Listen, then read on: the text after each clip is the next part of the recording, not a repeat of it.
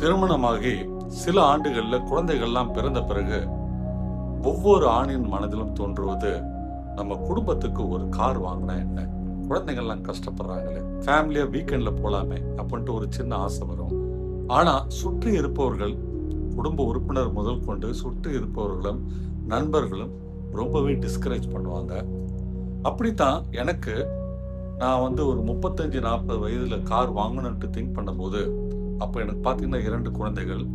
Car வாங்கணும்ட்டு think பண்ணும்போது என்னுடைய சொந்தக்காரங்க சில பேர் எதுக்கு வாங்குறீங்க, இப்போதான் கை தட்டினா ஆட்டோ வந்துடுது, அதை தவிர ஓலா, ஊபர், ரேப்பிடோ போன்ற ஆப்லாம் இருக்குது, நமக்கு எப்போ தேவையோ நம்ம அவங்கள நம்ம கார் ஹெயிலிங் ஆப் வழியாக நம்ம அவங்கள புக் பண்ணிக்கலாம்.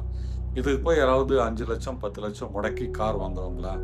அது இல்லாமல் உங்ககிட்ட பார்க்கிங் எங்கே இருக்குது, பார்க்கிங்க்கு ஒரு 2000 நீங்கள் தனியாக தர வேண்டியிருக்கும். அது தவிர 6 மாதத்துக்கு ஒரு தடவை, வருஷத்துக்கு ஒரு தடவை மெயின்டெனன்ஸ் பண்ணணும். பெட்ரோல் விலை வேறு அதிகமாக இருக்குது, நீங்கள் பெட்ரோல் ஊற்றி உங்களெல்லாம் முடியுமா, உங்கள் மாத சம்பளத்தில் அதான் முடியுமா அப்படின்னாங்க. நண்பர்களே, அந்த சமயத்தில் நான் ஒரு கவர்மெண்ட் ஆஃபீஸில் தான் ஒர்க்கில் இருந்தேன். கவர்மெண்ட்னா அது பப்ளிக் செக்டார், ஒரு சிக் பப்ளிக் செக்டார். அதனால் சம்பளம் ஓஹோ கிடையாது, பட் ஓரளவுக்கு ஓகே, அதாவது அபவ் ஆவரேஜ் வச்சுக்கங்களேன்.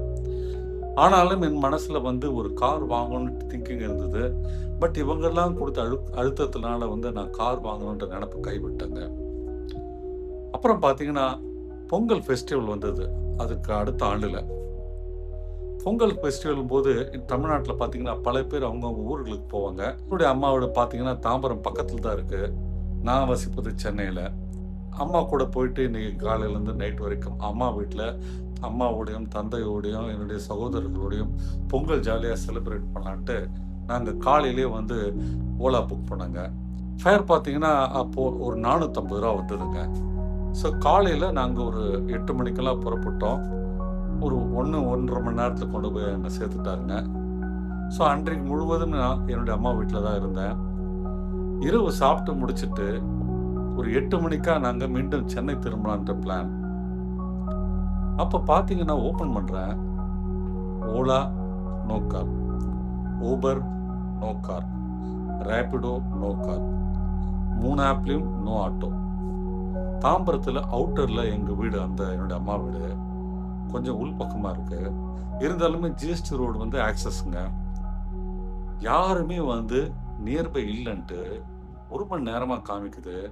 சாப்பிட்டுட்டு புறப்பட்டு நாங்கள் கார் பிடிக்கலாம் இல்லை ஆட்டோ பிடிக்கலாம் ரெடியாக இருந்தபோது எந்த ஆட்டோவும் ரோட்டில் இல்லைங்க. ஏன்னா ஒரு பொங்கல் நாளில் பார்த்தீங்கன்னா நம்ம ஊரே அப்படியே ஜிலோன்னு இருக்கும். மாலையில் ஈவினிங்கில் நைட் ஆனால் அப்படியே வெறிச்சோடிடும். நேரம் ஆகிக்கிட்டே இருக்குது. மணி 8 ஆச்சு, 9 ஆச்சு. 9 வரைக்குமே பார்த்தீங்கன்னா எதுவுமே ஓப்பன் ஆகலைங்க. யாராவது 1-2 பேர் வருவாங்க. அப்போ பார்த்தீங்கன்னா பெருங்குளத்தூர் தான் வெளியூர் பேருந்துகள் ட்ராப் பிக்கப், அப்படியே வருவாங்க, அப்படியே அந்த கார் போயிடுங்க.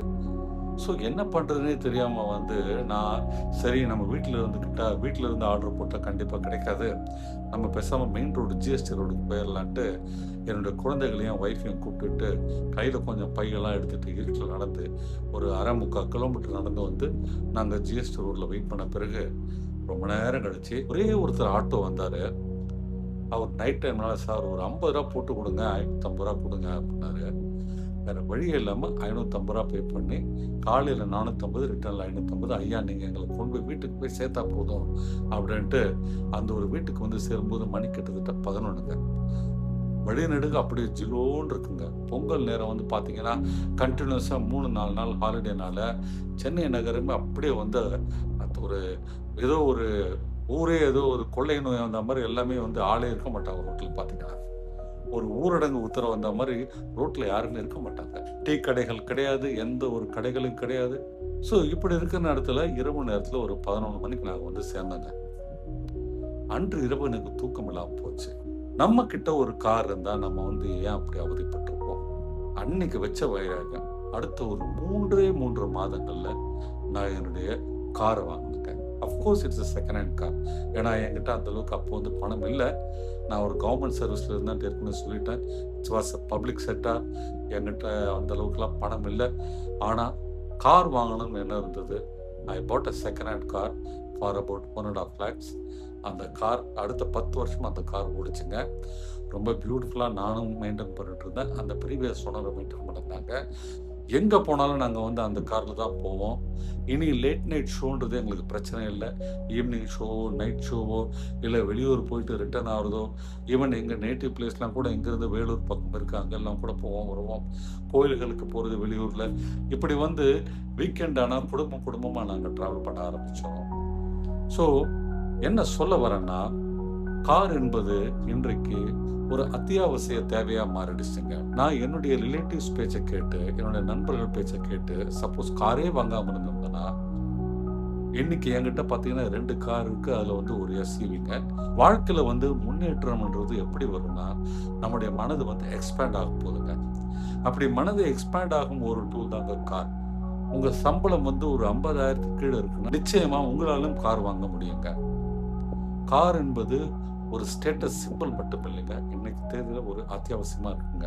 உங்களுக்கும் நீங்கள் கார் வாங்க வேண்டும் என்ற ஒரு எண்ணம் இருந்தா, தயவுசெய்து நீங்க அத தள்ளி போடாம வாங்குங்க. உங்க குழந்தைகளுக்கான சௌகரியத்த நீங்க செஞ்சு குடுக்கணுன்ற எண்ணத்தோட நீங்க வந்து உங்க குழந்தைகள கார்ல தான் டிராப் பண்ணுவேன். கார்ல தான் கூட்டு போன்னு கொண்டு போங்க. அவங்களோட ஸ்டாண்டர்ட நீங்க வந்து உயர்த்துறீங்க. அதற்கப்புறம் அவங்க அதற்கு மேல தான் வந்து வளர்ந்து போகணும்னு நினைப்பாங்களே தவிர, அவங்க வளர்ந்து வரும்போது ஒரு 20ஓ, 22 வயதிலயோ அவங்க வந்து ஒரு வேலைக்கு செல்லும்போது ஒரு 25 வயசுல தன்னுடைய எண்ணங்கள அவங்க அதற்கு மேல தான் எங்க அப்பா வந்து ஒரு கார் வச்சிருந்தாரு. நான் இன்னைக்கு அத விட இன்னும் பெரிய கார் வாங்குவேன், பெரிய வீடு வாங்குவேன்ற எண்ணம் வருங்க. நீங்க பைக்லயே அவன கூட்டு போறீங்கன்னா, அவனுக்கும் பைக்லயே தான் போணும்னு எண்ணம் தோணுங்க. ஸோ, கார் வாங்கணும்னு நெனச்சீங்கன்னா, உங்க மனசுல அப்படி ஒரு எண்ணம் இருந்தா, உடனே செயல்படுத்தும். உங்க சம்பளம் என்ன வேணா இருக்கட்டும். அந்த எண்ணம் இருந்தால் மட்டும் போதுங்க.